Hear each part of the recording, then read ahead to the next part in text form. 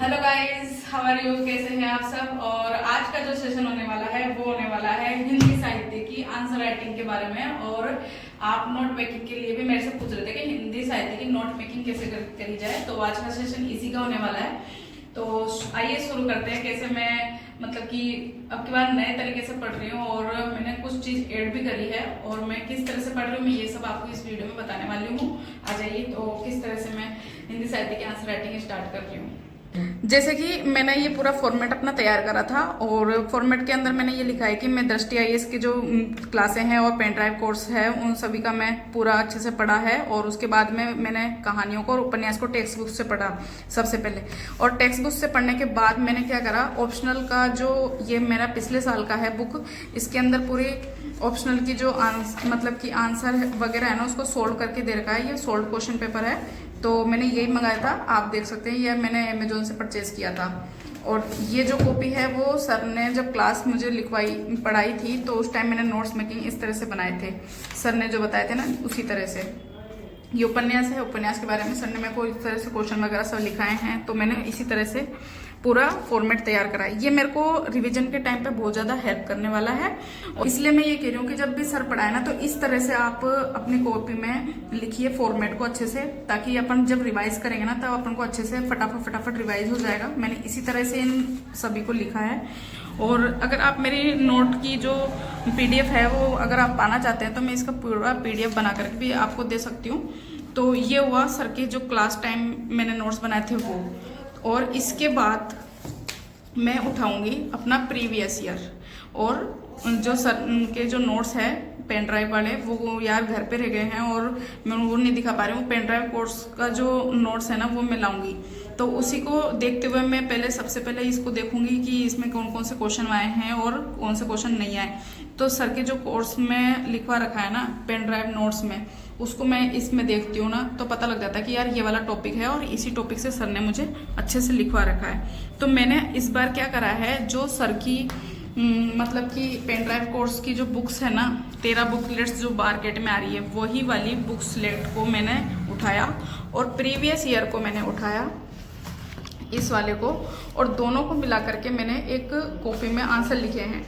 Answer इस तरीके से लिखे हैं कि मुझे एग्जाम टाइम में जाने से पहले सिर्फ आंसर पढ़ लूंगी ना तो मुझे अपना फॉर्मेट याद हो जाएगा। और आंसर में मैंने सिर्फ यही लिखा है कि मुझे वहां जाकर के सीधा कॉपी और पेस्ट करना है। तो जैसे कोई भी क्वेश्चन हुआ, जैसे अभी मैं बताती हूँ आपको, ये टॉपिक चल रहा है। सबसे पहले अपन कहानी की और उपन्यास की आंसर राइटिंग करेंगे ना, तो मैंने सबसे पहले कहानी को लेकर के अपने क्वेश्चन तैयार करे हैं। क्वेश्चन तैयार करने का मतलब ये है कि सर ने जो पेन ड्राइव कोर्स में दिया है वो और प्रीवियस ईयर में जो भी क्वेश्चन आए हैं वो, उन दोनों को मैच करके मैंने एक कॉपी तैयार करी, ताकि मैं एग्जाम में जब भी जाऊंगी ना तो मुझे ये कॉपी के अलावा कुछ भी नहीं पढ़ना पड़ेगा।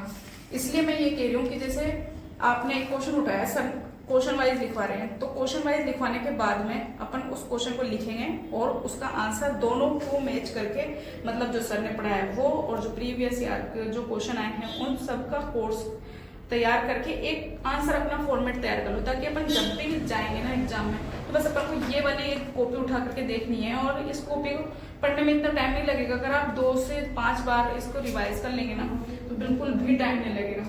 तो इसी तरह से मैं आपको यही बोल रही हूँ कि जैसे आपने कहानी और उपन्यास में जो भी चीज कंप्लीट करी है ना, तो उसको आप प्रीवियस ईयर क्वेश्चन पेपर और जो सर ने जो नोट्स बनवाए हैं क्लास टाइम में वो उठाओ, और जो पेन ड्राइव के साथ जो नोट्स आए हैं वो, इन तीनों चीज को लेकर के एक बहुत ज्यादा टाइम नहीं लगेगा, इन सब में बहुत कम टाइम लगेगा। एक बार आपको मेहनत करने की जरूरत पड़ेगी बस, उसके बाद आपका पूरा साल का एक बार में कंप्लीट हो जाएगा। और इसको याद करने में कोई दिक्कत भी नहीं आएगी, क्योंकि आपको सिर्फ एक क्वेश्चन याद रखना है। जैसे अपन को सिर्फ 150 वर्ड में या 250 वर्ड में क्वेश्चन लिखना होता है, तो क्या होता है कि अपन जैसे एक क्वेश्चन लिख दिया जिसकी सामाजिक विकृति लिखनी है महाभोज की, तो महाभोज की सामाजिक विकृति में जितने भी पॉइंट आएंगे ना उनको मैं यहाँ पे लिख लिया। लेकिन इतना सारा थोड़ी ना लिखना होता है, एग्जाम टाइम में बहुत कम लिखना होता है और बहुत अच्छा लिखना होता है। तो मैंने जो भी अच्छे पॉइंट है वो सब इसमें लिखे हैं। और ऐसा तो नहीं होता कि यार अपन जब भी एग्जाम में जाएंगे तो पूरा क्वेश्चन अपन को याद रहेगा, ऐसा कुछ भी नहीं होता। तो ऐसा जरूर होता है कि अपन जो भी लिख रहे हैं उसमें से बहुत चीजें याद अपन को रह जाती है, बहुत कम चीजें ऐसी होती है जो छूट जाती है। तो इसकी कोई दिक्कत नहीं है, इतना अच्छे से लिखेंगे ना तो बहुत सारी चीजें याद रहेगी और उसको अपन को पॉइंट ऑफ व्यू में लिखना है ओनली। तो मैंने यही किया इस बार। कि अपने एक कॉपी बनाइए और उसी के अंदर हिंदी के जो कहानियाँ हैं और उपन्यास का जो मेरा टॉपिक कंप्लीट हुआ है उसको मैंने एक कॉपी में लिखा है, और आगे के नेक्स्ट टॉपिक भी मैं इसी तरह से लिखूंगी। और अगर आपको इस सब का PDF चाहिए तो मैं आपको इसका PDF अपने आप प्रोवाइड कर दूंगी, ताकि आपको फिर भी मेहनत नहीं करनी पड़ेगी, आपको सिर्फ प्रिंट निकलवाना पड़ेगा। तो बस यही है आज का एक इस सेशन में कि आप नोट्स किस तरह से बनाएं। नोट्स बनाने का यही मैंने बताया कि सर ने जो बताया है ना क्लास टाइम में, उसको तो जरूर लिखिए। वो मतलब कि एक माइंड में बन जाएगा उससे, और उसके बाद में एक कॉपी जरूर बनाइए। इससे आपका जो रिवाइज करने का टाइम होगा ना वो बहुत कम हो जाएगा। एक बार मेहनत करने की आपको जरूरत पड़ेगी, पर बार बार आपको इसकी मेहनत करने की जरूरत नहीं पड़ेगी। बस एक बार अगर आपने मेहनत कर ली ना, पूरे साल आपका मतलब ऑप्शनल अच्छे से तैयार हो जाएगा। और मैं दावे के साथ कह रही हूँ, सर ने जो अपने नोट्स में जो भी लिखवाए है ना, वो प्रीवियस ईयर में और अभी जो क्वेश्चन आ रहे हैं उसमें डिट्टो क्वेश्चन उठ करके आए हैं।